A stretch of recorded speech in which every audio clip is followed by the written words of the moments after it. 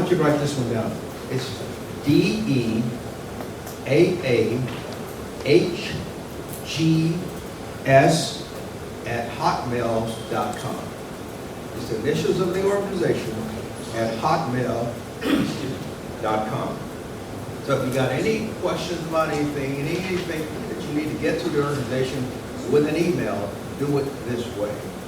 Okay, we will look at those emails. We can get these. The first ones we had, I don't know who got them. Still haven't seen one. And we had that email address about a year now. Still haven't seen a message from it. So let's go with that one. deaahgs@hotmail.com. Okay? And let me turn the meeting over to Erwin so we can get started going. Thank you, Jim. Good morning. Good morning. How are you? Wonderful. I'm real happy to be here. Stand up, please. She always does this. This is my son. He's only going to be for a hot minute because Monday he's going to Annapolis for the Naval Academy in Louisville.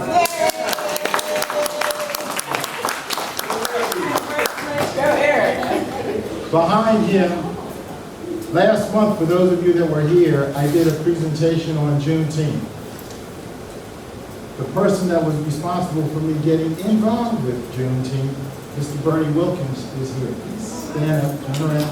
He is the Delaware Juneteenth Association. So if you want to know more about Juneteenth, he knows even more than I do. Quick thing on the agenda, it says motivational statement about genealogy. How many people have taken the time to get Family Tree magazine? It's very helpful. Very helpful. Family Tree magazine. They give you all kinds of information about various topics that would affect your researching genealogy, and you just want to have it. Go on page 6 and 7. It says cursive curtain call. And I wanted to read quickly.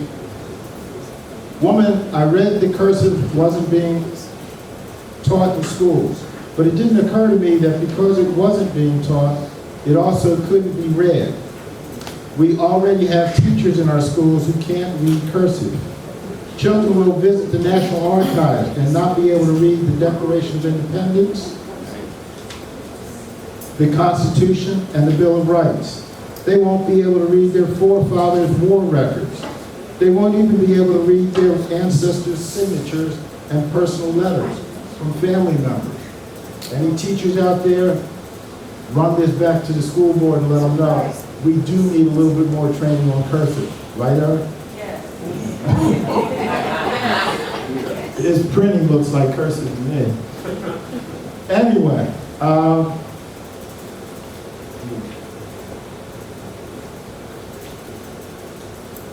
ODDS is a national organization. We have minimum 34 chapters across the country.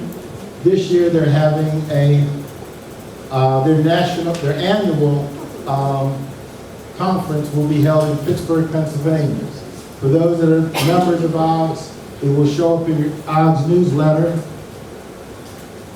You get a copy of this when you sign up. You'll get a copy. In there will be information on how to get involved and go to and get hotel rooms and things of that sort in Pittsburgh for the national conference.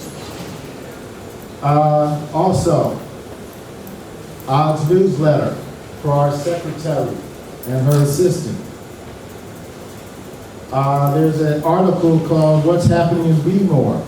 This was done by one of our previous speakers, our speaker in March, Dr. Dena, told about a event they had at the Reginald Lewis Museum. Myself and Darlene Moby were in attendance, and also Flavia Rakowski. We were all three down there. I was actually doing a little sideshow of my own, showing some information about my family. That is where I got the idea for our September meeting. We are going to fill up this room with all of you.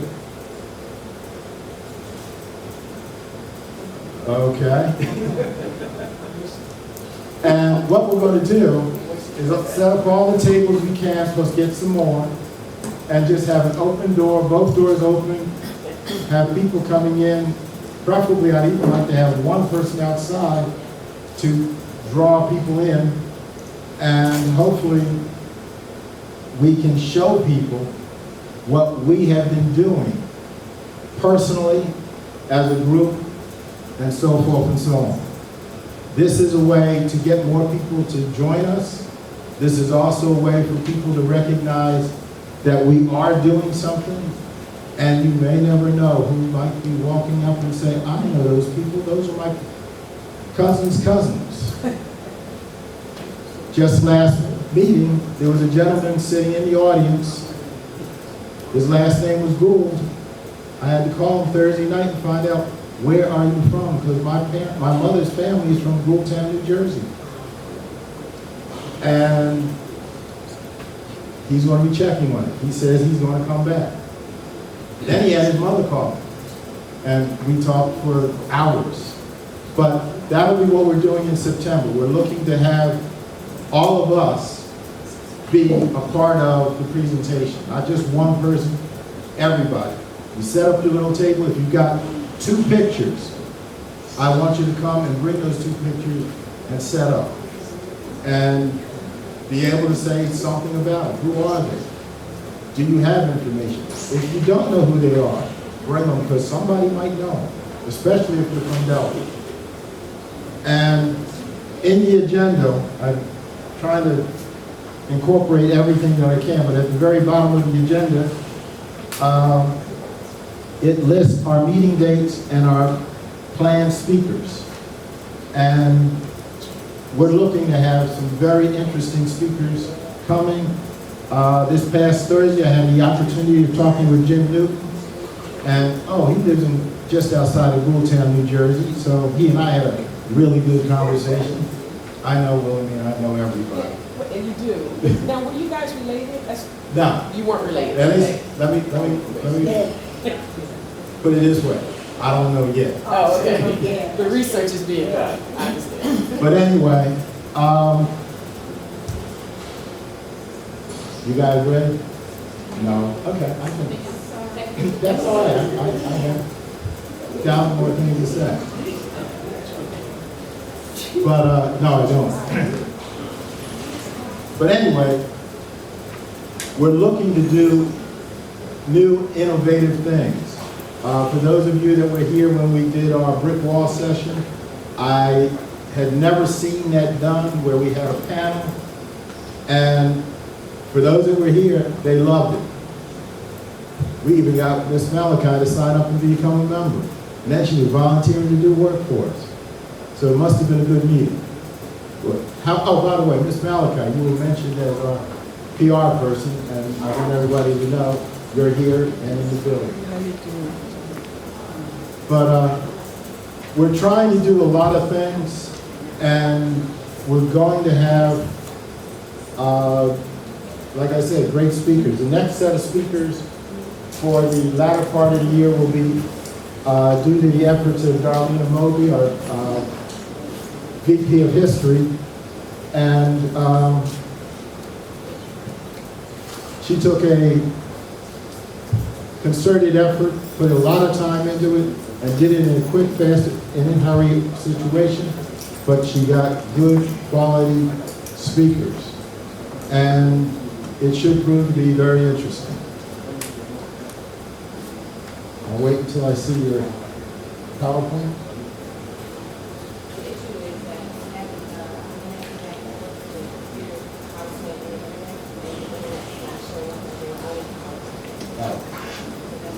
Okay, so you need to get internet.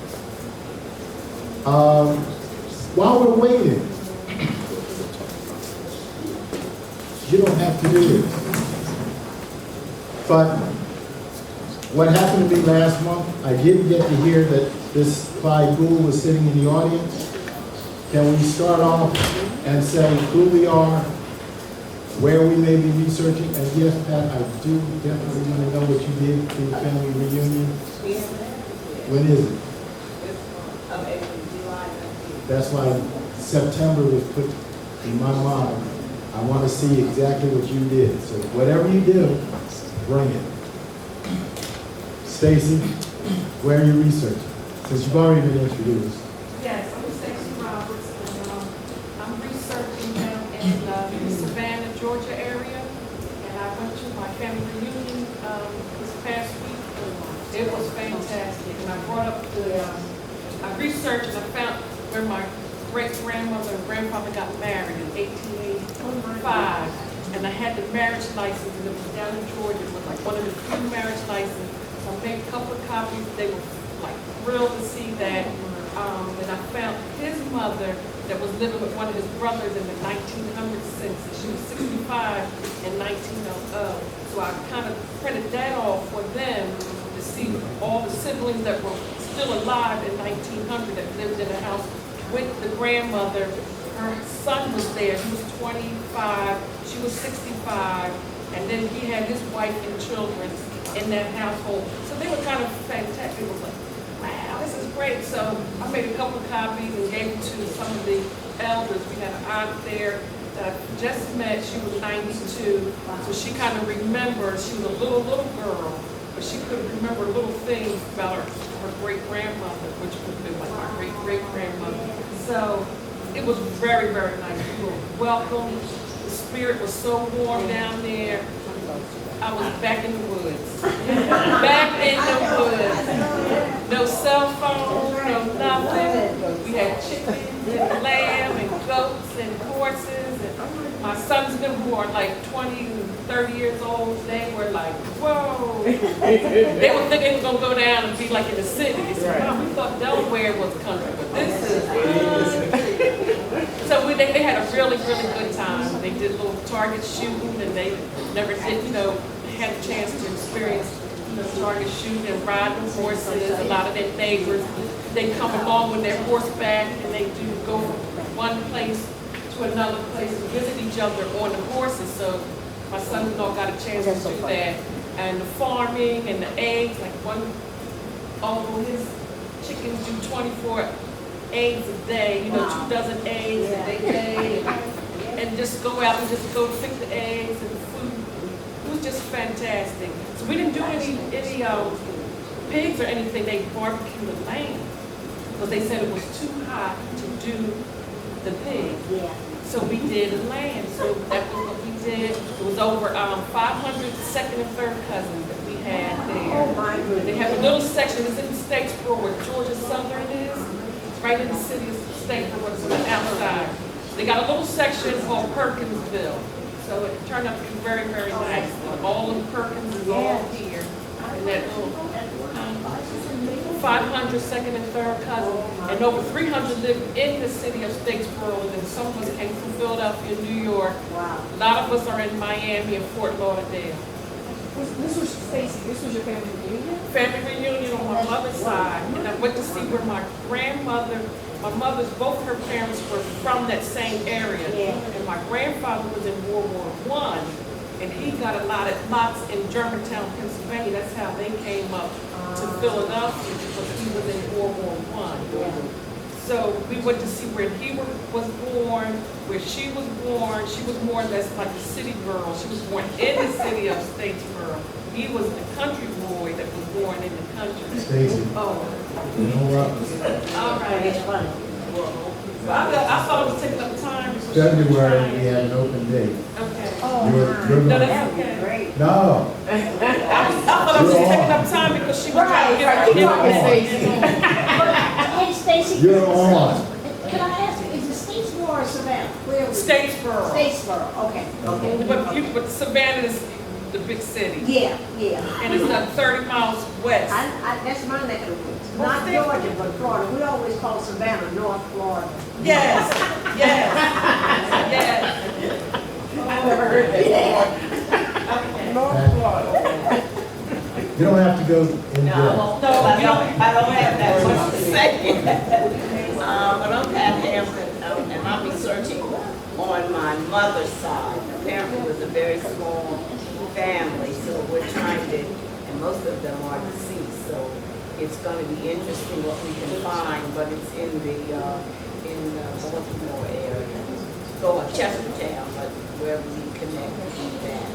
So, but I understand what she's saying, because when you get in it, you get so excited about it, and you keep wanting to share what you found out because you're excited about it. So I'm still excited, but I'm working hard. Hi, I'm Sandy Hicks, and I am a baby that hasn't even been born in this particular world. But I'm going to be having our family reunion next year.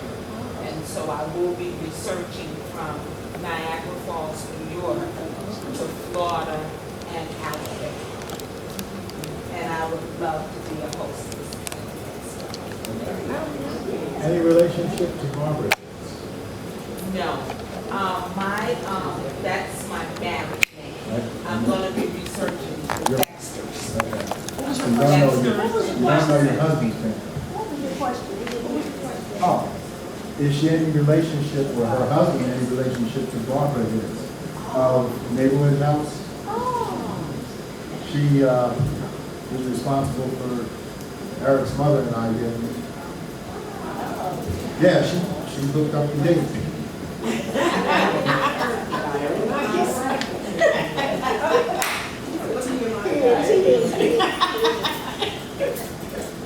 Are you ready?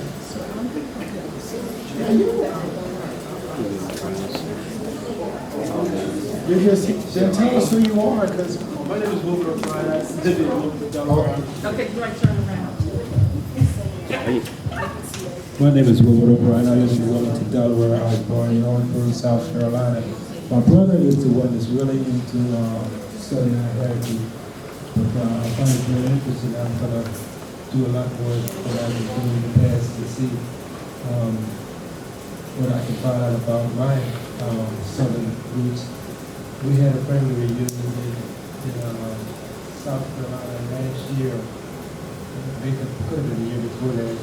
And I want to check my camera to see whether I have any pictures about some of my family and relatives down in South Carolina.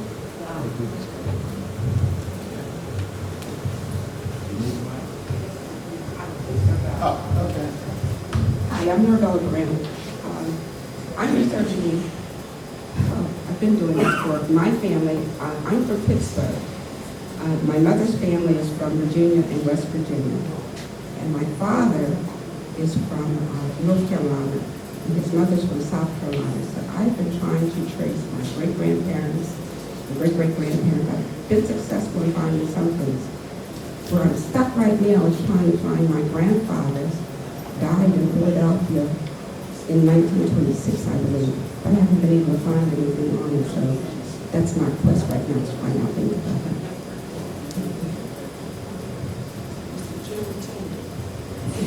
You might have to stand. Hi, my name is Bernie Wilkins. Sarah was mentioned earlier. I became very involved in Juneteenth 20 years ago. It became a labor passion for me because I had never heard of Juneteenth before. And as far as my personal genealogy is concerned, Erwin, you want to describe it. And I think the first thing I found out was I got a little discouraged because when I began to research and find out, I asked my grandfather about his parents, and he couldn't remember anything about his grandfather except that he was called the African.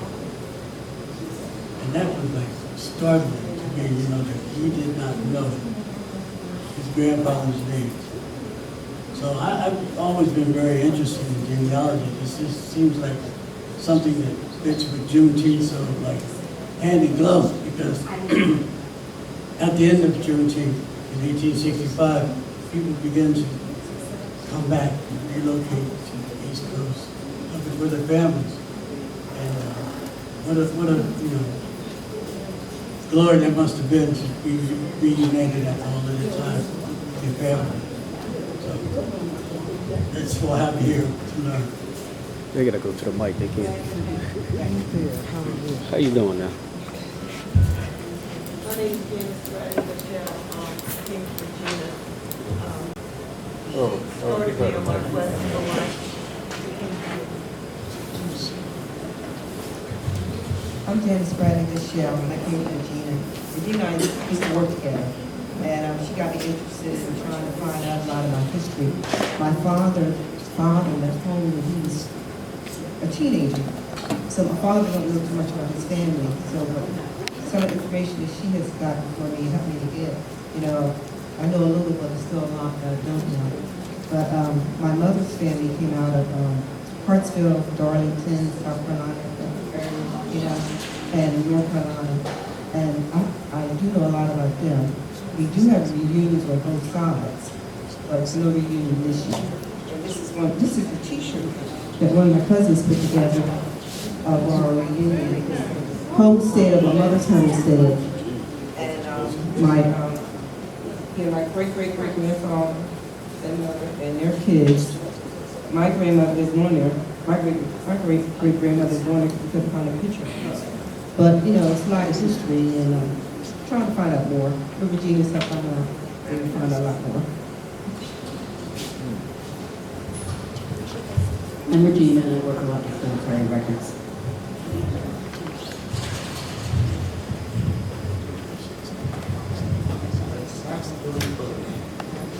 My name is Elizabeth, and I am working on my father's side with my cousin. Our fathers were brothers, and I'm not working in this country because my father's family came from England, and so I'm researching that part of the world. And he was in the Second World War, so I'm researching Germany. And my uncle was in the Pacific, so my cousin's researching that area. What part of England? Pardon? What part of England? Well, he was in the London area. When he was I'm not sure where he was in Germany. I'm trying to find maybe some soldiers who were in the same area at 83rd Field Hospital. I have a cousin who lives in London. That whole family lives over there. We need to talk a little. Oh, great. And anybody who can help?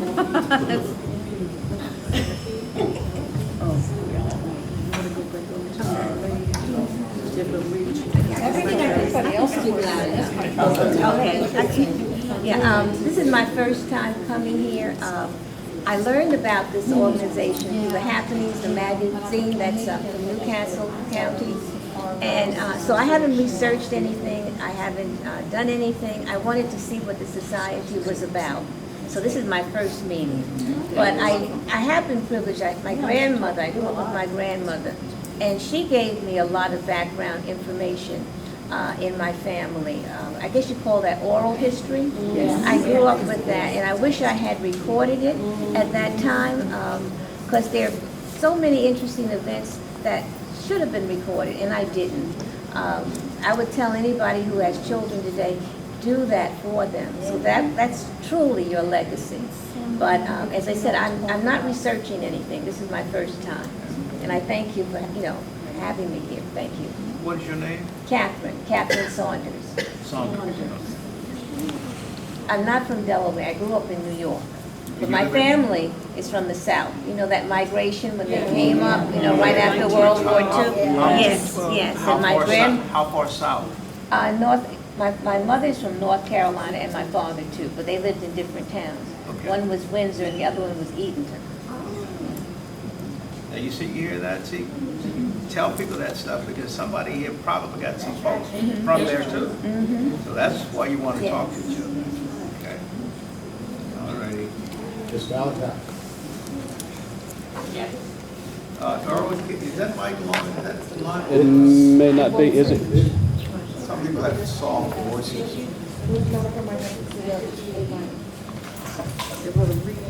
Let me, Mr. Jones. Well, she got it. I'm Mary Malachi, and as far as my side of the family, I will probably have to make some trips to the Eastern Shore, Maryland.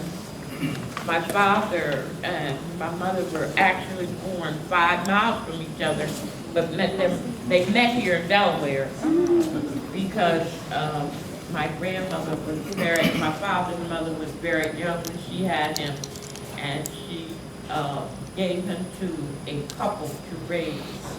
And they traveled back and forth. They were almost like migrant workers from New Jersey to Delaware to Maryland, and she finally met him here. So actually on my mother's side, on my father's side and my mother's side both, I would have to go really there because I didn't have a lot of information on my father. I do know he was a ghoul. His mother was a ghoul when he was born. My mother knew his grandmother, which was Etta Ghoul, and my grandmother was Elizabeth Ghoul. And I'm saying this in case anybody from the Caroline County or the another county of Maryland, Queen Anne's County, Maryland, anybody lived there might know of them. My grandmother and mother gave me some oral history. The farm they lived on, and I don't think many people know about tenant farmers. They were tenant farmers who worked for the owner and was allotted a small piece of land to work and a very small salary. And my grandfather's people, he did tell me most of them died years ago from tuberculosis. That was a big thing years ago. You got it. Most of his family. She ready? So anyway, on the other side, I got married into the Malachi family. They're from Terrell, South Carolina. And my daughter and her family have done some research, and you'll get that probably later at some other point, because they're ready. Thank you for listening, and thank everybody for coming. I'm very pleased. Thank you, Ms. Malachi. Okay, for those of you who didn't, there's going to be a few in the back. You didn't get it? Here, I got one for you. Okay, well, I'll set these extra ones back here. What this is, Noreen Goodson is the secretary of the Baltimore chapter, of the Delaware African-American Historical and Genealogical Society. Say that 5 times fast. She came up a few months ago. She did an excellent presentation for those who weren't here, and she gave this out. It's a compilation of different tips for beginners in genealogy, people who are babies, as you said, or those who might be a little bit more advanced. If you look through this, I guarantee you'll find something that's beneficial. So I'm not going to really go over it too much today, but if you have any questions afterwards, I'm happy to talk to you about it. And if you go home, it's very self-explanatory, so you'll find a lot of good information here. So feel free to take as many as you want for yourselves or anyone else that's going to help you with your genealogy work. As Erwin said, my name is Dena Ellis, and I'm going to be talking about my genealogy. I'm also going to talk about how you can get to where you want. I'm not going to say how you can get to where I got, because we all have different journeys when it comes to genealogy. How many of you all thought I was going to talk strictly about DNA? Okay. Sorry. I will touch on it. Yeah, I will touch on it, but there were different ideas of what I was going to speak about. We talk about DNA a lot. So there are different ideas of what I was going to talk about today. I'm going to briefly touch on it, but it's going to be more about, like I said, my personal journey and my genealogy, my personal genealogy journey, I guess, how I got there and how you can get to where you want. So let's get started, because I don't like long presentations. I lose attention span even for myself. Let me get to the beginning. How I trace my family history. Has anyone ever heard me speak of my family history before? What do you know about it? Wilhelmina. I know that you were adopted. Okay. Regina? Our mitochondrial DNA is close. Yes, mitochondrial DNA is close. Anyone else? Since you love to pick on me, Erwin, I'm going to do that. Erwin. Your uncle and I used to play in the same playground back when I was in elementary school. We went to the same school. And you look exactly alike, except it's like ebony and ivory. You look just like him. All right, so everyone knows a little bit about it, but as Erwin, I'm sorry, go ahead. Yes, I have a question. Sure. Your first name is Dena? Dena, D-E-N-A. And your last name? Chasten Ellis, C-H-A-S-T-E-N, and then hyphen Ellis, E-L-L-I-S. Okay. And you're from what town? This one. So what we're going to do is briefly go over my history. When people start off talking about their genealogy research, their ancestry research, what do they usually do? Who do they talk to first? Your parents. Why couldn't I do that? Exactly. So when you're adopted and you have a case like mine where you didn't know anything about your ancestry, it's a little bit more difficult. But it's not impossible. That's what I'm here to tell you about today. Here I am, face only a mother could love. I was about 1.5 in this picture. I looked like a little boy.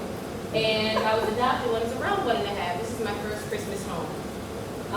I was from Philadelphia, adopted through Women's Christian Alliance Juvenile Center. Has anyone ever heard of that place? Yes. You have? Okay. Pretty strong place in Philadelphia, been around for years. My mother adopted me through that agency, which was kind of rare at the time. This was in the 80s, early 80s. Young, single Afro-American women were not readily, given children to adopt. So it was a blessing already that she was able to even do that. And for the Deltas back there, my mother's a Delta as well. So I got a legacy in the house. I was a happy kid, as you can see, spoiled little thing. My little birthday party. This is my grandfather. I had a wonderful family. Can you all hear me still? Yes. Okay. Yes. Great friends, as you can see. Little me in the back. But still, I wondered the big question. Exactly, as most of us do. I wanted to know. Inquiring minds want to know. And a lot of times when you're adopted, people think if you want to find a birth parent, a lot of people assume well, you must have had a tragic childhood, or maybe your family didn't treat you right, which is why you want to find home. As you can see, life was good. I was an only child. Birthday parties every year. I loved it. But I still wanted to know. So I started to do my genealogy work. I started when I was about 13 years old. That was mid-90s. So internet wasn't as big. I obviously didn't have a car, couldn't drive. And Pennsylvania is one of the strictest states when it comes to genealogy, adoption laws. They are not friendly at all to adoptees. If you mention you are adopted, you will be looked at as if you're saying a four-letter word. So I looked in the encyclopedias, for those who may not remember what they are, on the internet. I had to open them up, start reading about, different adoption laws in Pennsylvania. I had to start finding out just what my rights were as an adoptee. I was 13 years old, but like I said, inquiring minds wanted to know. When I started my genealogy, basically, I wanted to find out knowledge about my generation. Because that's what it was, knowledge about my generation. Who we are, who am I? That's the basis of genealogy. Just some background on it. In some societies, one's identity is defined as much as by one's kin network as by one's individual achievement. So in the States, you go, who are you? Well, who are you? Who are you? Exactly. She said Stacy Roberts. In some other societies, you might have your last name first because it's more communal. The people surrounding you are the people who make up who you are. So when you find out, when you ask yourself, who am I, it's not just about who I am. It's about who came before me, who's with me now, who's going to likely come after me. Genealogy got a big boost in the 1970s. Who knows why? Exactly. Now, who knew that without looking at the screen? Okay, just check it. It was a big boost for everyone, regardless of their color, because it got people excited about their ancestry. Before then, I think I have this up there on the bottom, the tiny bullet point at the bottom says, until the late 19th century, most genealogy, research that was done for people who have inherited status, people who were noble, people who had some type of bloodline that they wanted to document. If you were of a lower class, generally, you kept it quiet because it was shame. There were some things that happened that you might not be proud of. Luckily, that's been reversed. So we can thank not only Alex Haley, but all of our ancestors that kept that going by showing us that it is okay to be proud of who we are, regardless of our beginnings. So, step one, when it comes to doing your genealogy research, write the vision, make it plain. That's what I like to say. In other words, write your goals down. That's what I did.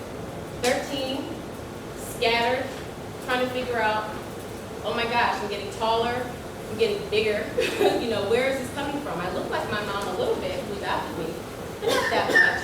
She's short, she's about 5 feet tall, size 5.5 shoe, maybe 100 pounds at the most. At 13, I think I was already around 5'2", 5'3". Obviously, I'm not a 5.5 shoe. And I didn't look that much like her. I wanted to know, where did I come from? Whose hair is this? Whose hands are these? Whose eyes are these? You know, why do I like reading? My mom likes art. Why am I not organized as she is? And things like that. When you're 13, you especially want to find out. So I wrote down, why am I researching my family? It wasn't any deep statement. It wasn't anything Aristotle would write. He said, I want to research my family because I'm curious to know where I come from. Other people might say, I would like to know from which African countries my family descends. Other folks might say, I would like to find out if we have a great-grandma was Cherokee with the high cheekbones and long dark hair. Maybe she was Irish. Maybe she was Nigerian. You hear things like that, and you want to find out. No reason is wrong when it comes to wanting to do your genealogy. There's no wrong reason. Mine was just, I was nosy and curious. Where to start? Where do you think you start when it comes to genealogy research? Who do you start with? Mother? Who else? You. Well, you didn't know anything. Okay. Regular people that aren't adopted that are. Regular? Just for just put that on tape. No, As the woman said, there are stories that were told to her that she didn't like Dena. She'll probably pick them up as she's going along. That's perfectly stated. Everyone said it correctly. I heard someone say start with your mother. You said start with yourself, but I didn't really know anything. The correct answer is you. Even if you don't know anything, write down what you don't know. Write down, I knew at the time my name was Dena Chasten, Dena Marie Chasten. Marie came from my grandmother, who was part of my adopted family. My mom named me after her.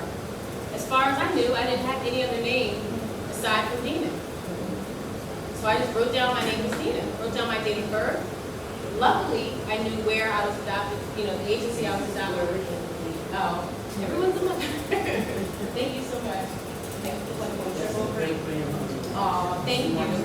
She's looking out for me because I was walking back and forth. So I knew those three things: my name, my birth date, and where I was adopted, the agency I was adopted for. I would find out later that my name that I have, Dena, was not the name that I was born with. Who'd have thunk it? So you do start with yourself, even if it's what you don't know. I'm okay. I'll be careful. Thank you. Thank you. I appreciate it. Now this was before the age of the internet. So it was available, but I wasn't heavily into it. Just for people who want to use it today, keep in mind, the internet is not the best place to begin your research.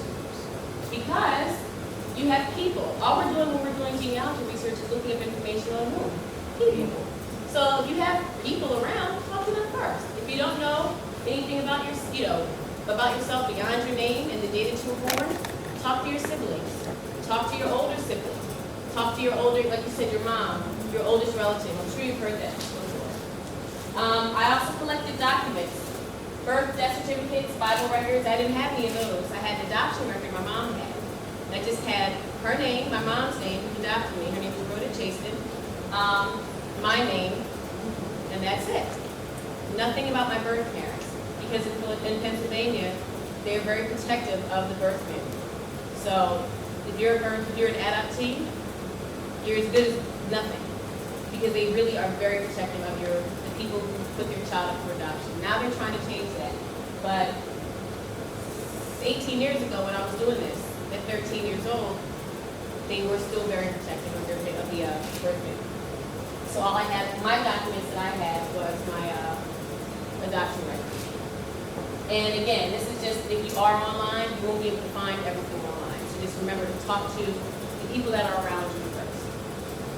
On your adoption records, this the actual birth name, they want to this to do this girl, Negro, probably your son. This is the 80s. They were calling us Negroes then, were they?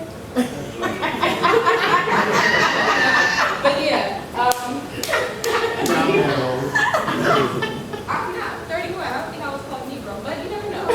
So even if it was, whatever we were called, they did have the race, and it literally was my name, Dena, adopted by Rhoda Chasten. She's a single mom, and my date of birth.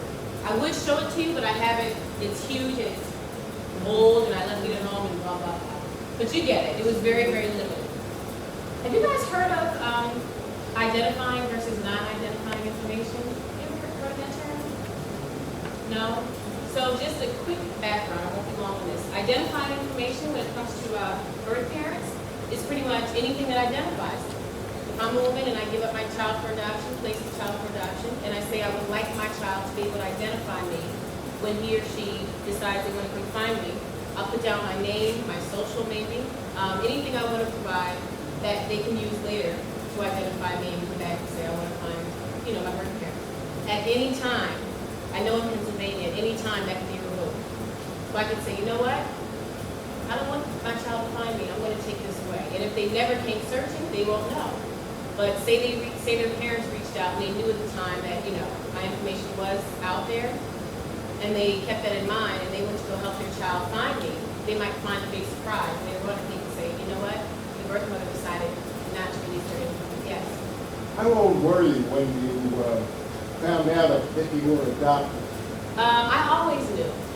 So when I was young, like that picture that you saw, I think I was 1.5, almost 2 years old. I think I was watching Sesame Street one day, and my mom was watching it with me, and there was a child on there that was adopted, and she said, Dena, you're adopted too. And I went, yay! And then kept going, and that was it. So it wasn't something that was a big breakthrough, but as I got older, I always had it in the back of my mind. And she's very open and honest, willing to answer questions. It was a blessing, but yeah. But I always knew. Whenever people I know want to adopt children, they ask me, do you think I should tell them? Do you think I shouldn't? Personally, I'm very big on telling the child.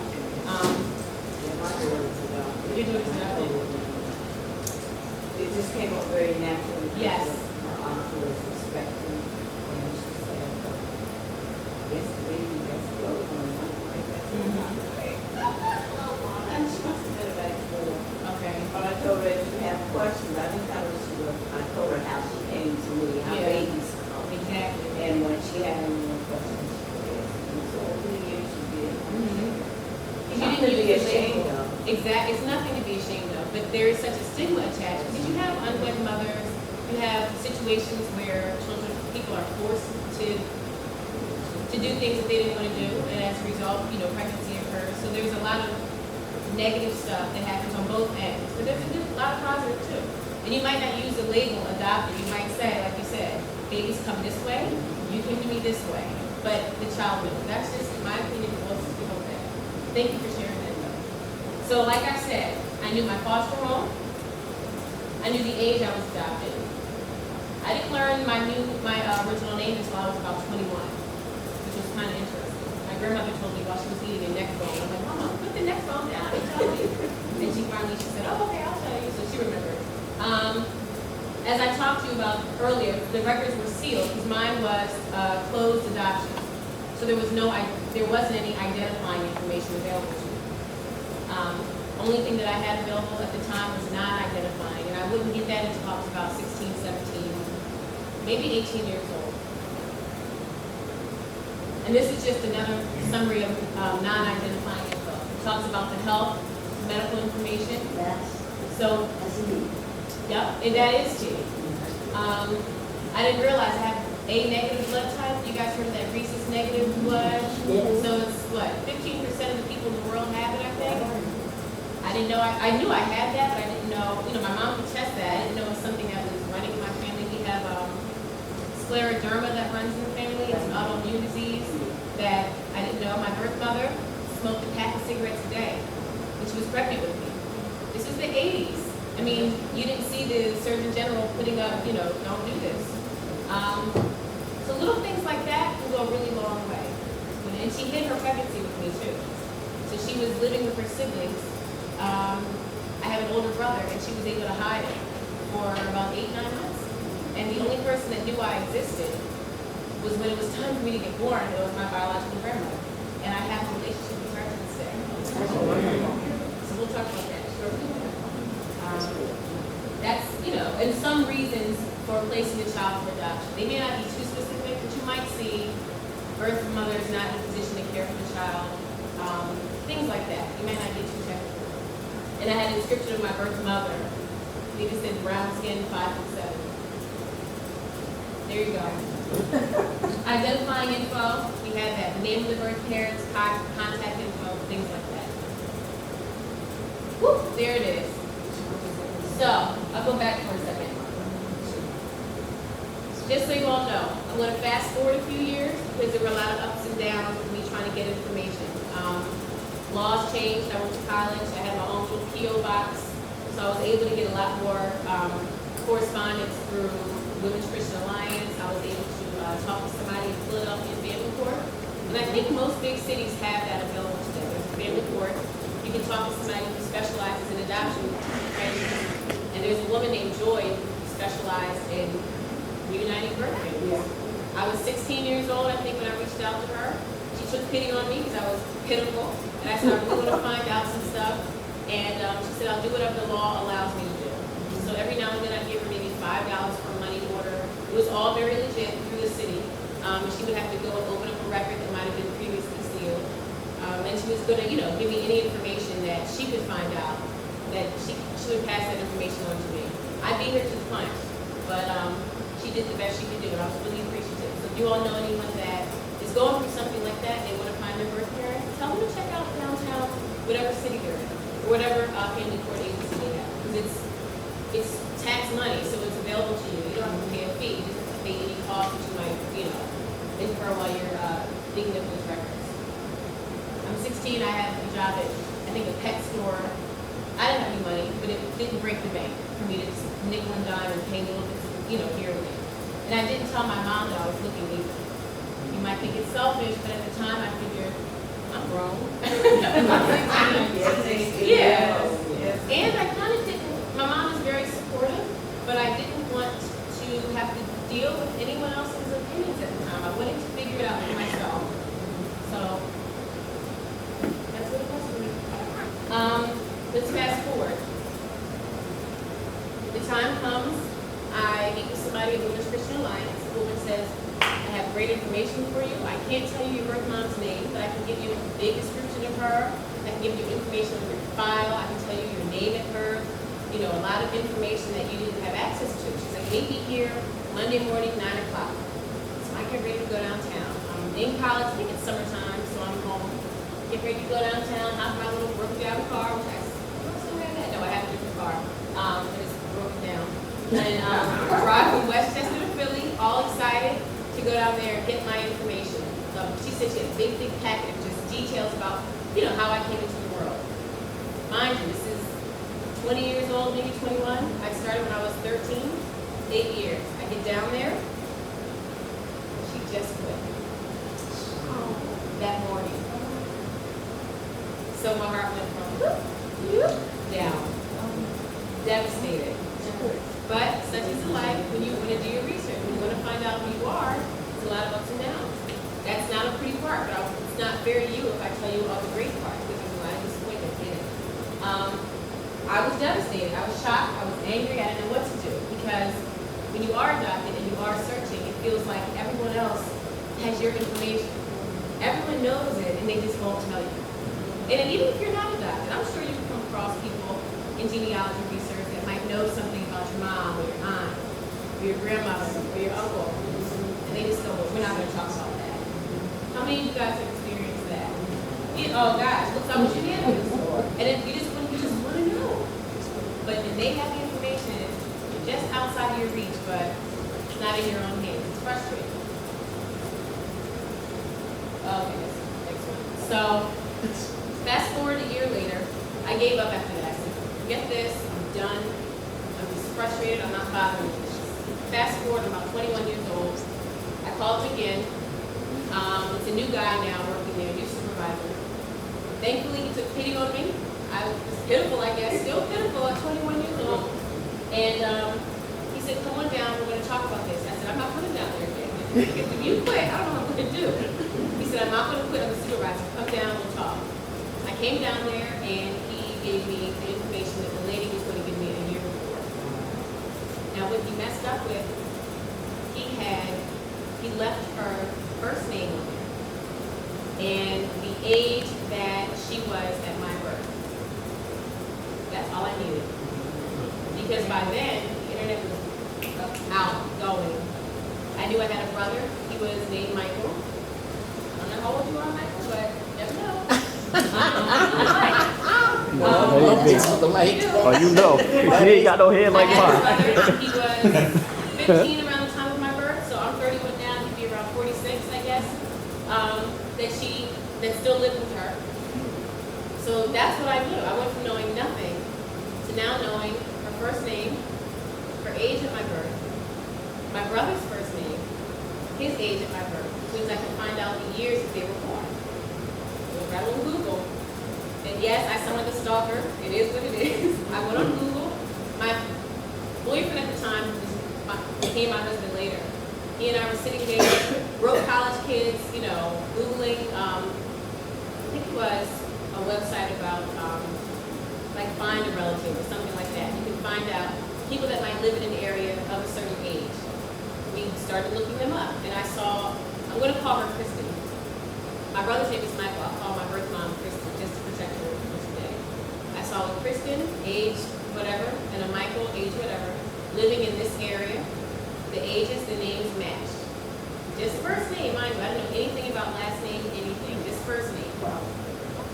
I Googled her address, and I went to her house later. Look, desperate times call for desperate measures. I knew that my motives were good. They weren't, you know, give me some money. Where were you? I didn't have any of those motives. I just wanted to just lay eyes on the woman that might have given birth to me. So I knocked on the door. I had my coworker in the car. I knock on the door, and these guys are staring. It's midday. I took off, I think, during my lunch break. It's midday. I knock on the door. I'm like, what are you looking at? So I'm waiting for her to come to the door. Nobody answers. I asked the guys, I said, do you all know who lives here? And the guy said, yeah, some old lady. She might have been 50 years old, 50-something years old. These guys were like 15, so everything was old. I said, well, what does she look like? And the guy who was looking really hard, he went, oh my gosh. He was like, she looks just like you.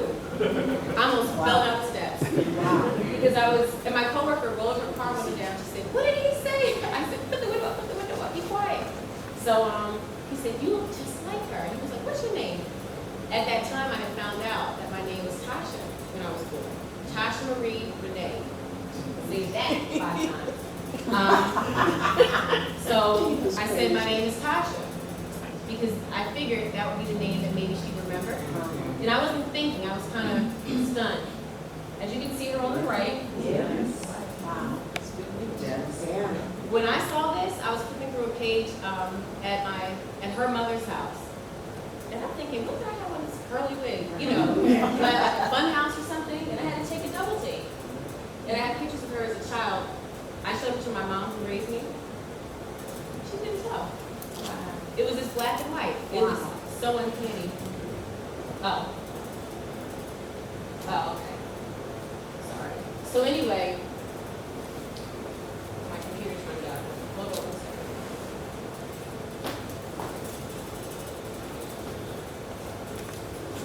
It's old. It does that sometimes.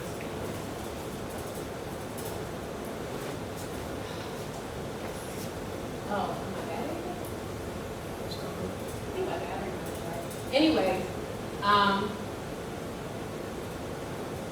was able to find out that she looked just like me. Hold on. My fabulous diamond. That's going to start right now. And she wasn't there that day. So I left a note. No, I wrote a note, I think. And I didn't give it to her because I just was so scared. I didn't put it in her mailbox. So I went back a couple days later. And I had my coworker with me. And I said, sorry, what's happening? Is my battery done? Oh, crashed. Oh, well, it might have crashed, so we'll just hope for the best. Oh, it's starting up. See? Ups and downs, right? I went back and I knocked on the door again, and she opened the door. Now, mind you, if my hand is the door, I put my face so close to the door because I wasn't thinking. When she opened it, I was practically hugging her. And she's just like, yes, can I help you? And she's kind of taking a step back. Oh my. And I just looked into her face. It felt like I'm looking in a mirror. Wow. And I almost, again, I was just kind of frozen, like a deer in headlights. And we talked for a little bit, and she said, were you here earlier? And I didn't tell her who I was. I made up something, like, I'm looking for my friend Keisha or some made up name. And she said, were you here earlier? I said, yes. What's happening? You think this is crashing?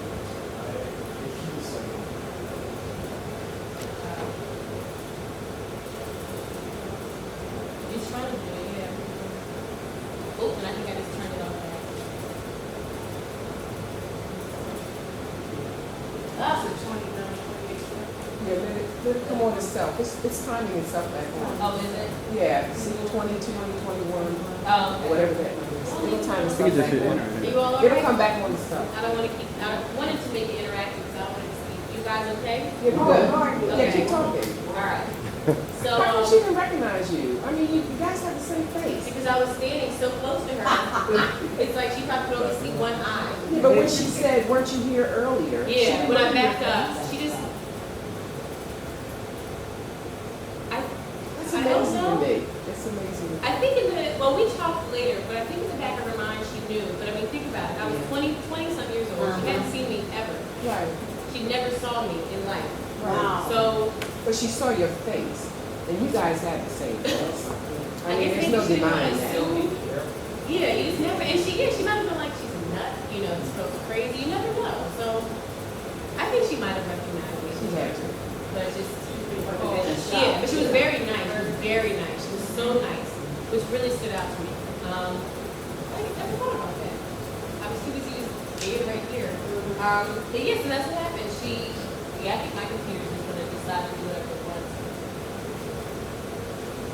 So Dena, how'd you get around to telling her? When I left that day, no, she gave me a nice compliment. When I left that day, I put the note in her door. I asked my coworker, I said, here, I'm gonna write this note. Can you just put it in her door? So I wrote on there, you know, my name is Dena. I was born June 2nd, 1983. I think I said something like, I'm not quite sure. I've been looking for my birth family for a long time. I said, I don't want anything from you. I've had a very nice life. I've had a wonderful family. I'm not asking for anything. I just would like to know if you are who I think you are. You know, if you're comfortable, please give me a call. I think I have it. So, yeah, give me a call. You know, my phone number, give me my email address. But I just wanted to stress the fact that I didn't look at anything. My coworker put the note in the door. And a couple days later, I was at Dairy Queen and going to a step show, a Greek show. And I got a call and she said, hi. She said, this is so-and-so, said her name. And I said, it's her. I'm freaking out. And she goes, you're right. And she has a sing-songy voice, kind of like I do. She sings some words. Wow. So I never made it to the show, obviously. And we connected the next day. And it's been a very tumultuous road with her. She's a wonderful person, very nice. But sometimes the darker side of ancestry and genealogy research, you uncover some things. When people put children up for adoption, there's generally a reason. And even though I had a great life, in the back of my mind, I think, as most children, a lot of adopted children do, I think, you still kind of have this idealistic, you know, you kind of hold back, you know, you want to go back home, you want to go back to be that family, you want to hear that, oh my gosh, where have you been all my life? And I heard that. And it's okay. Yeah, I'm doing to you, people did to me. When you're the youngest person in the room, people think you know about what you're doing. So, you help me out with this. I'm holding deference to this. Now I'm 30 years old. What you say? I'm addicted to getting home. Yes. Very good. Thank you. But,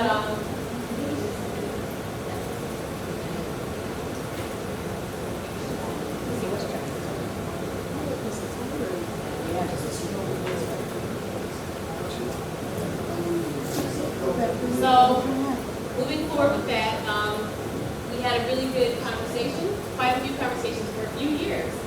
And through that, she was able to give me good information about her family, my maternal line. She was able to give me some info about her grandmother, her mother, ages, things like that. You know, like they were born, ages that they had kids, they were all living. My great-grandmother was living. And her mother had been born in 1879. My great-grandmother was born around 1910 at the time. She was still living. Well, my birth mom and I fell out of touch. I got married. As you can see, we look a lot alike. I wanted my wedding day to be a day for my mom who helped raise me, a day for me. me, my husband, and my birth mom and I weren't necessarily friends yet. I didn't, and we looked so much alike, I felt like I couldn't invite her without people knowing who she is. And I didn't want to make her uncomfortable. So I kind of just left it as, you know, I'd like you to meet my family, but I don't think this is the best time. Maybe another time. Mind you, no one knew I existed yet. So she has 9 other siblings. She's the eldest of 9. She lived with them when she was pregnant with me. But none of them knew that I had even been born.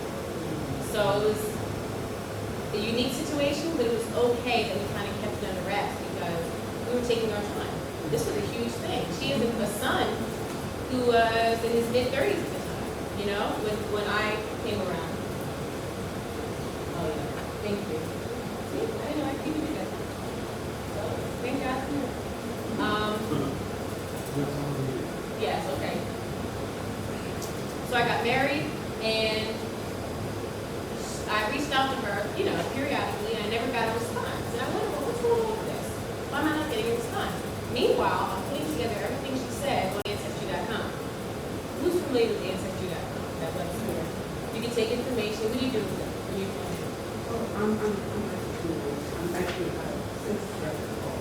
So you know, you can get any information, start searching. But so I was taking all the info she's giving me, just little bits and pieces, and putting it on there, creating a nice tree.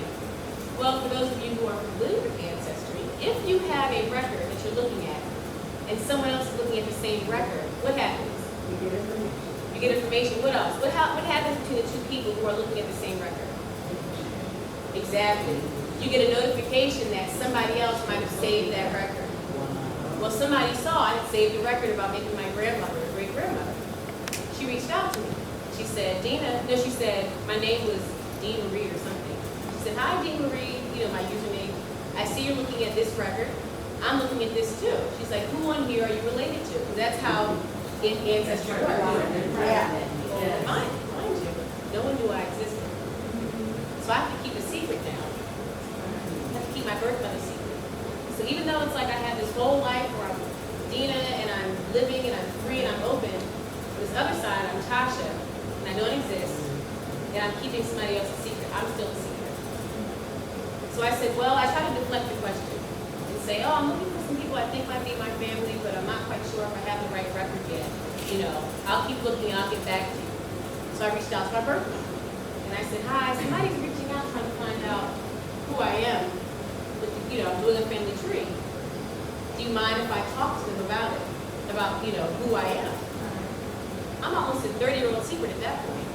So it's like, how long are you going to keep a secret? And even if it's not adoption, again, in genealogy, you have so many secrets that go buried because people don't want to talk about it.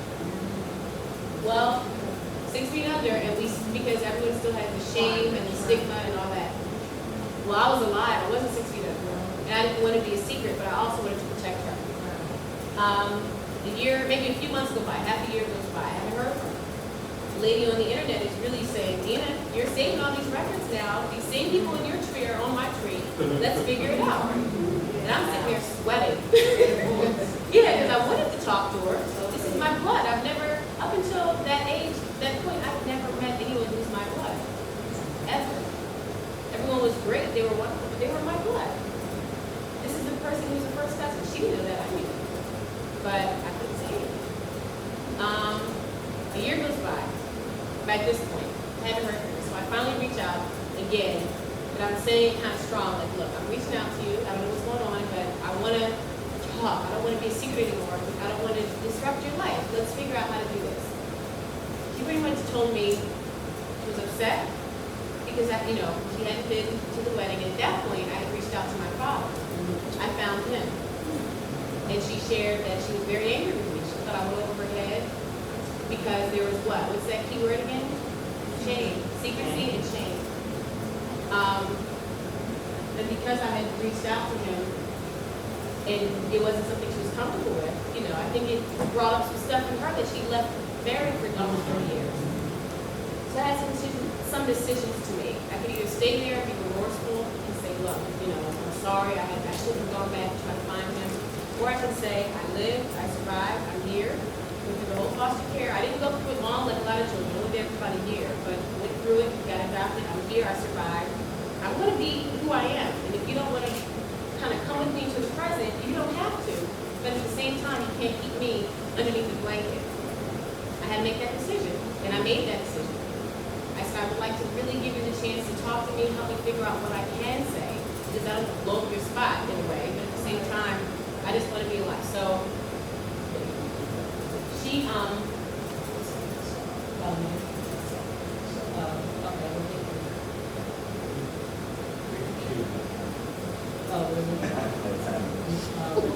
Right.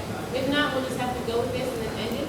And thank you so much. Either way, this is therapeutic for me, but I'm also sharing with you because even though we talk about genealogy, we all have our own private stories. You never know who's sitting next to you and going through something like this. So when I hear people talking about their story, it helps me feel comfortable talking about mine. And hopefully, by me sharing mine, you might be comfortable sharing yours. Or if you come across somebody with something like this, you might know you're not alone. Somebody else has gone through this.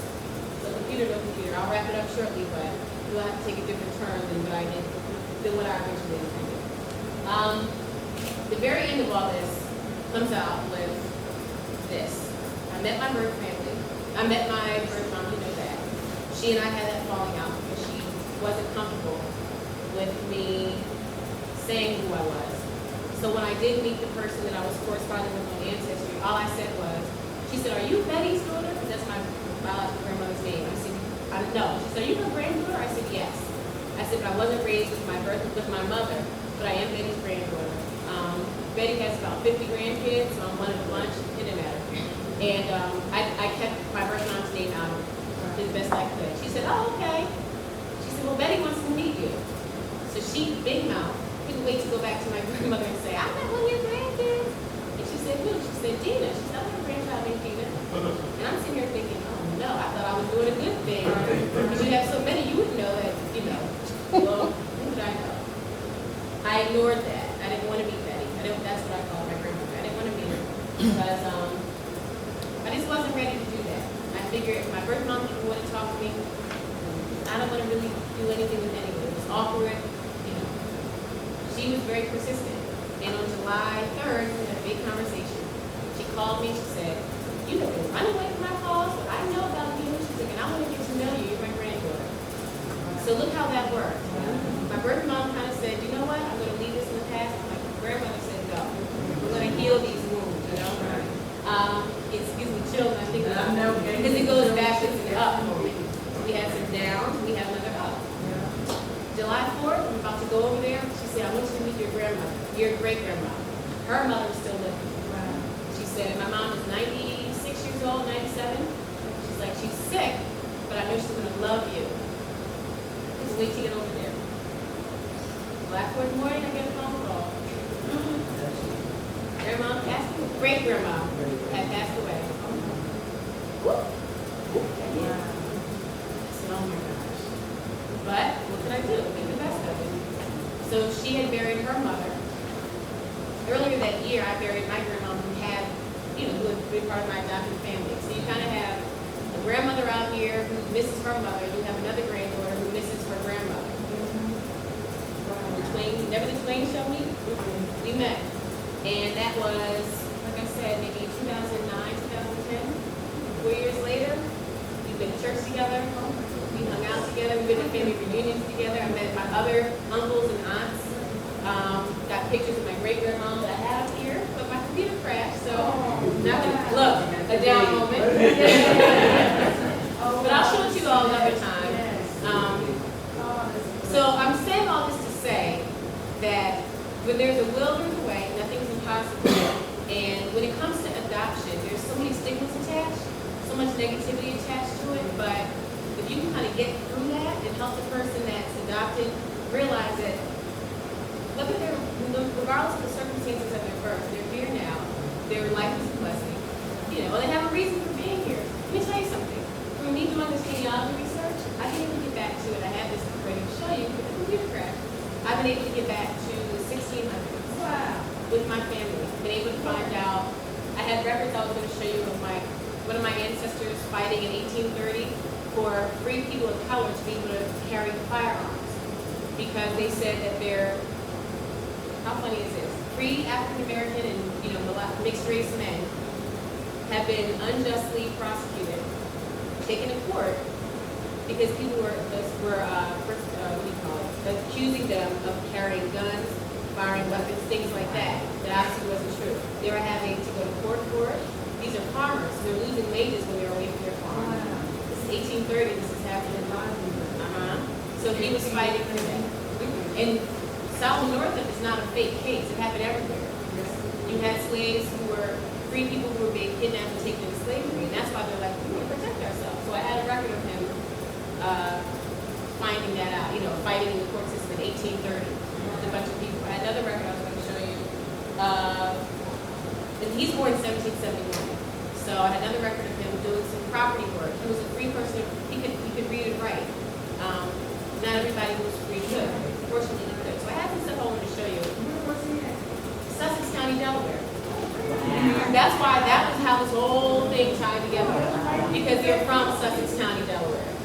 Yeah, I would have, because I know I'm from Philly, but the whole thing tied in with Sussex County. Ellendale, Indian River, those areas. So Dagsboro, all that. So they're from that area. So I was able to show my grandmother all this stuff. We found that there was a group called Scott and Whaley, who was a minstrel group in the late 1800s, early 1900s. He's one of my ancestors. And he and his partner, his business partner, were the first black people in Britain to star in a major film. My grandmother said, you know what, I knew that. She said, you always heard about that. So by me coming from secrecy into the light, kind of, I'm able to now talk to my cousins. We did DNA tests. My biological grandma did a DNA test. So she broke with me. My father did one. My mother's mother did one. My father did one. We're able to kind of put together our family history now. Mind you, I'm one a zillion grandchildren, okay? My birth mom is the oldest of 9 children. But in every generation, I believe that this calling falls on somebody. Now, I'm way out in left field, not around anyone, but I got that call. Thankfully, I answered it. And I'm kind of able to bring some of the past to the present with my family. So now I have my younger cousin saying, where are you from? What about our ancestry? Tell me about it. I just met her 2 years ago. But it's just such a blessing to be able to bring that to the family. But I never knew anything. So that's how the presentation was, how I got there and how you can too. So I was going to talk about different records, the archives, but mainly just how to ask the right questions. I can still do that another time, to be part 2. It looks like that's just going on. But I guess this is just a preliminary. And you all know that nothing's impossible. My grandma's going to be 82 now. She's going to be 82 in July. My father called me this morning. We had a wonderful relationship. He was so happy to finally, he had a crazy life. He was happy that he was able to kind of push it in.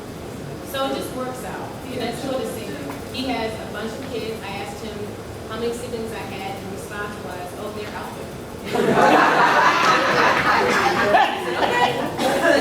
I was from, no, he's from Afro-American, Virginia. But he lives down in Delaware. So Eastern Shore. Family name, from my birth mom's side, Whaley, Price, Harmon, Jackson, Ingram. That's Sussex County. Selby. We had a couple of coders, but we had families in Sanders. Father's side, we have an Acmac, we have Lewis, Townsend, Toll.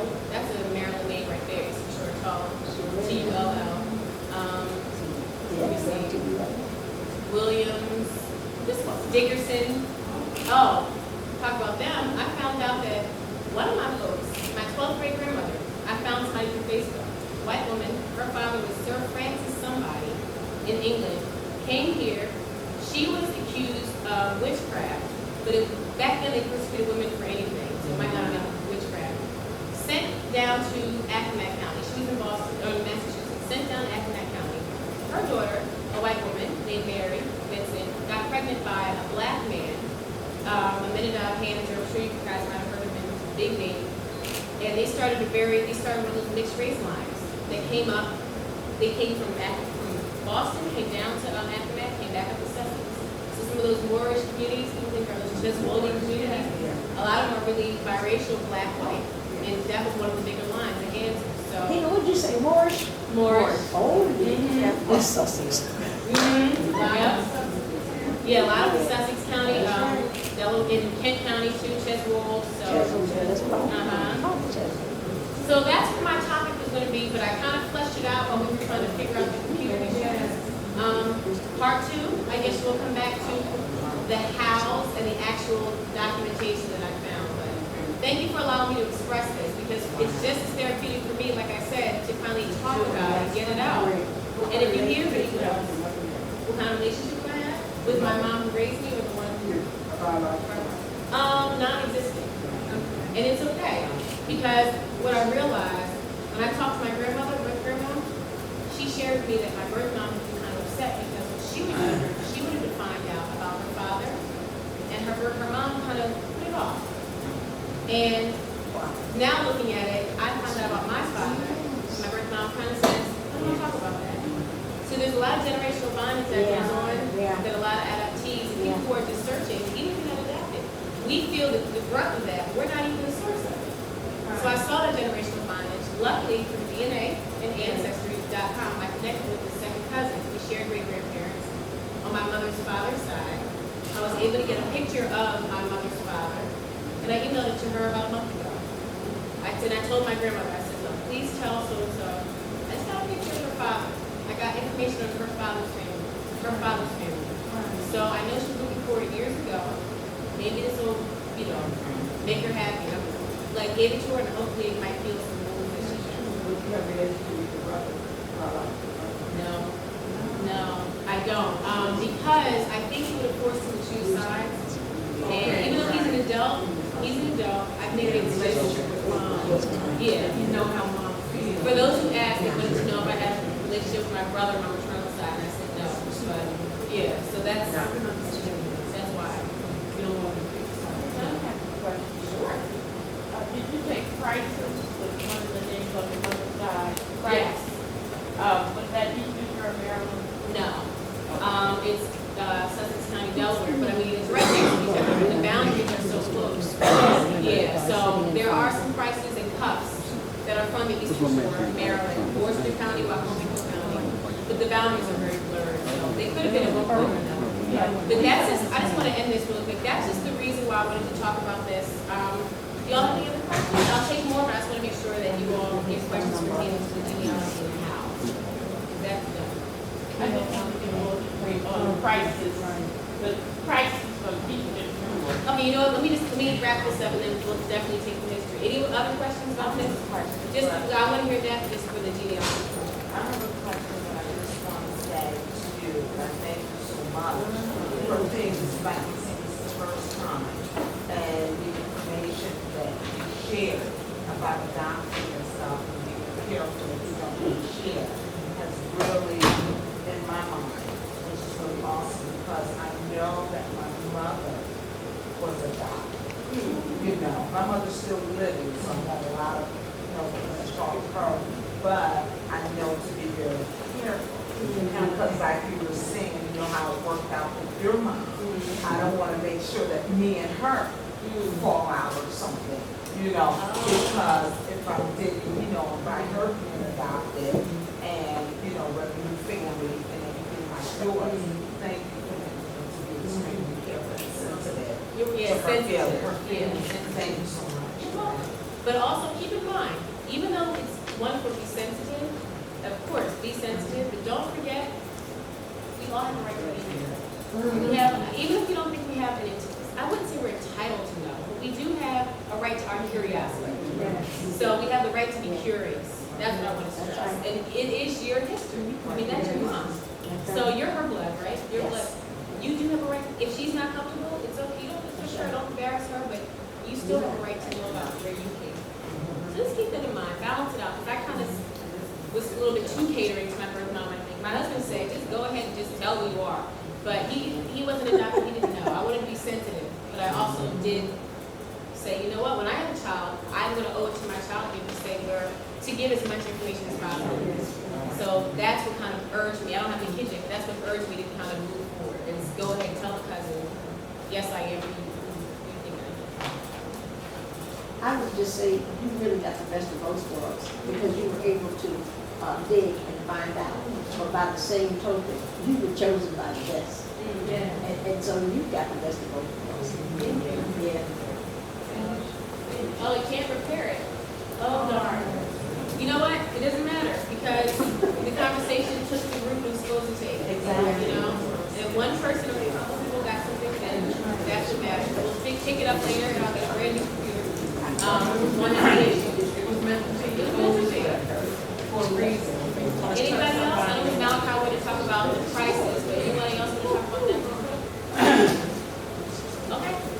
I just want to mention the prices of marriages were involved, if that was a part of your family, I don't know. But reference price for the minister in a small area, people might have heard of Price's Camp when they had Price's Camp down in Maryland years ago. They had a camp down there for many, many years. And that little section, the church, and You talking the camp meetings? yes, the price, reference price the town was named after him. Yeah. The church and the little area where the people live. And when she mentioned Eastern Shore and one of the names was Price, then I, you know about that. Yes. Thank you for sharing that. I appreciate it. See, that's why you talk about it. You never know. I didn't know that. So you never know who knows what. Dena, Thank you. I've attempted to use Ancestry.com and I get very frustrated by it. I find it easy to access census records, but that's about it. In your use of Ancestry.com, did you find other areas within it to be helpful to you? Census is one of the census records are the biggest ones that you can help out, but there are ways, tips and tricks to navigate it. They've recently changed their format. So there used to be a time where you could click on a name, and then on the right side of the screen, if somebody had matching documents with that person's name that you were searching, it would also pop up. They still do that now, but kind of not quite. Census was good. I think birth records, if you could find them, they were good. But now what they're doing is trying to connect you to vital records and making you pay for them. In addition to that free, in addition to the subscription that you pay, they're trying to make you pay for the actual record. So there is some frustration with that. I noticed a lot of people have that frustration, not just you. You're not alone. If that's the key, none of us are alone in this. But I do think that, birth records, vital records, and census were the main ones that I use. Did you find the family search to be at all helpful? I love family search. They're not as user-friendly as Ancestry, so if you type in Afro-American and you spell it wrong, it may not populate like it would in Ancestry. You have to kind of get it right. Little things like that, but I do love them because they're free. But what they're doing now is trying to connect with Ancestry too. So they'll send you to Ancestry and say, look, this record is available on Ancestry.com. But I do like them. I found a record for, it's like my third great grandmother, but I didn't find it on Ancestry. I was looking for a year. It's a Friday night. Obviously, I had nothing else to do on a Friday night because I'm doing Ancestry research, but that's what I love to do. Right. And I'm sitting there on the couch, I think I'm watching Finding Nemo, and I'm like, oh my gosh, is this the record I'm looking for? Like, it popped up. I never thought to look at family search. I was looking at Ancestry all that time. So they did have stuff that Ancestry didn't have, and I do find them very helpful. I also find Google is probably one of the most underutilized sites ever for Ancestry. I typed in, remember that guy I told you about, my ancestor who was fighting for right to carry and bear arms? His name is Jacob Tinkle. I typed in Jacob Tinkle and Sussex County, Delaware. I think I put in a year. Wow. Just a link popped up. I had it up here. I'll show you another time. A link popped up with just a court record from a private library that had his, it was like a court document that had the struggle that he was going through with the whole, trying to bear arms issue situation. It had that document all prepared on their website. So they would pull it up and see, Ancestry didn't have it, Family Search didn't have it, Roots Web didn't have it, but just Google had it. I found that my cousin, one of my cousins was a Nanacoke, part Nanacoke, part Afro-American, died in Indian River. He drowned trying to sing. Yeah, I found another guy committed suicide. He was a slave owner who it came up. I just put his name in, put in the year, the county, and he just popped up. And I dug into it. And it was a coroner's record from the Delaware archives. So just type in some names, type in the year, and see what comes up. That's a great question. One more point I want to bring up about blood typing. When that came up about the B-negative, I hadn't been thinking about it for a while, but that solved a big question in my grandfather's family, which involved my mother. They had 11 children, and all of them died except 5. My great-grandmother had about 11, and all of them died but 3. And it was a big mystery as to why these children died, because they lived on the farm, they were well taken care of. My grandmother, I was a licensed nurse, but they were not licensed nurses, but they were nurses, and they also delivered babies. So they couldn't understand why they lost so many children. When my uncle was sick in Eastern Memorial Hospital about 30 years ago, they could not isolate a couple germs in his, they knew he had tuberculosis, but there were other germs in the lungs that they couldn't diagnose. So I had him, my doctor got permission to bring him to St. Francis Hospital. So they called me one day at work and said, he will not take blood, his blood count is 7. 9 is low. It should be about 12 or 14. And I said, well, leave him alone, I'll talk to him. And I came and I talked to him, and I said, you gotta have it. I said, all we went through is to have the doctors and them who worked on you to help to save you. Now you're gonna let blood take you away? And he agreed. But that's why he was a B negative. And that opened up, by me being a nurse, B negative blood. He's the only boy of my grandfather. He lost 3 that lived.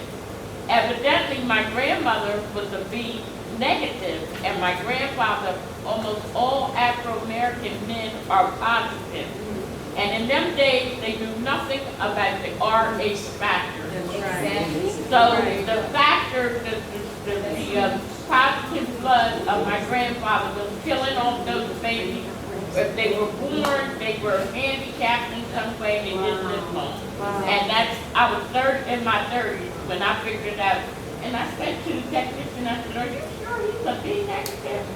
She said, we tested him 3 times because he was an Afro-American man, and he is a B negative, he got the blood and everything worked out fine. But that solved that big question of the death. Yeah. Thank you. And you know what? That's a good point in a couple ways. One, because of the health. Yeah. Because you have to get ROGAM shots now. I think women have to get those shots. Right. I'm going to have to get that when I have a kid. That's going to protect the blood. Because now I think my blood can kind of kill the baby if it's positive. But also it's good in a genealogy point of view. Because when I did the research on negative rhesus negative, it's found heavily in the Basque region in Spain, right around Spain and Portugal. The Basques have the highest concentration of it. When my biological grandmother did that DNA test, she's maybe about 15% European.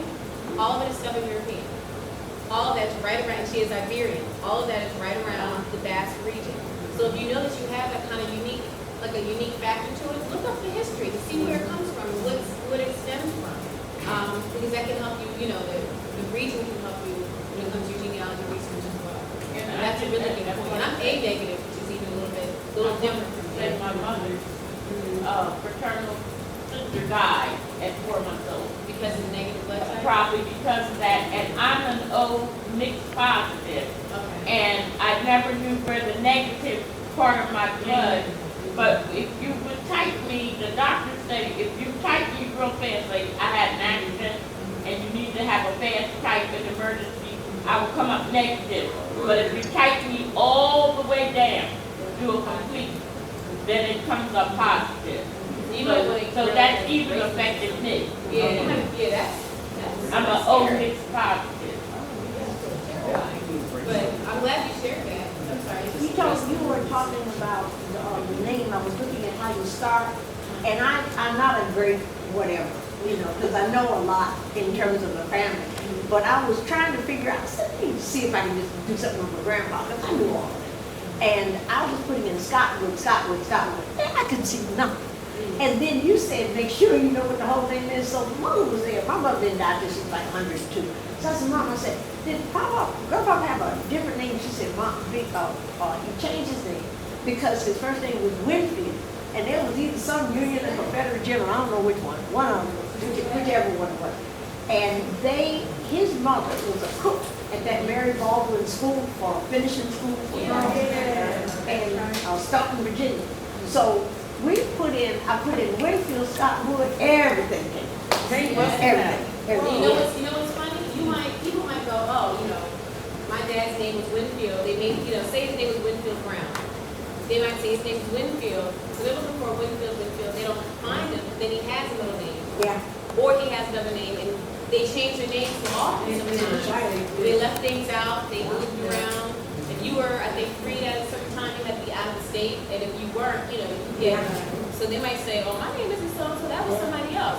They'll reinvent themselves, protect themselves. They might use initials. Yeah. RW or JR. Yeah. You see You that? never know their name. Right. So how great is it that you were able to take that one? Yeah. So just look at surnames and middle names that you see repeatedly in your family, because chances are, if you see them over and over again, it came from somebody. That's something that you might want to keep in mind too. So thank you for bringing that up. Anybody else? All right, well, thank you. I'm sorry. Peter, back to your family. Do you go to both your mother and your father's family reunions now? No, I go to my birth mom's. Every now and then I go to hers, but I don't go to my birth father's because he doesn't talk too much about his family. I met his sibling. We had a great time, and he doesn't really have one. But we go. My first outing with him was he took me to the casino down in Delaware, and he said, "Let's go play. I think we played roulette or something like that." So I mean, that went up like a date.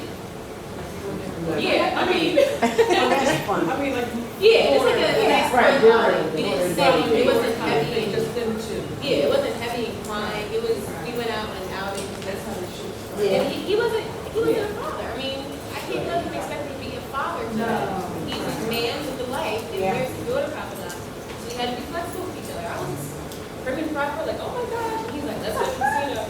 But it worked out, and he's really loved it. Okay.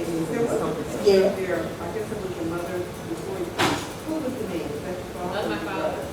Yeah, my father. My mom, he looks like a doo-wop singer, my mom said, in that picture. But that's an older picture. Yeah, he's an older picture. He's very nice, but thank you. He's yes, and that was illegal like 15 years ago. He looks the same. So, well, thank you all for being flexible with me. I'm so appreciative of your time and all of your input, and I look forward to doing another one where the computer works. Yeah. So thank you. Thank you.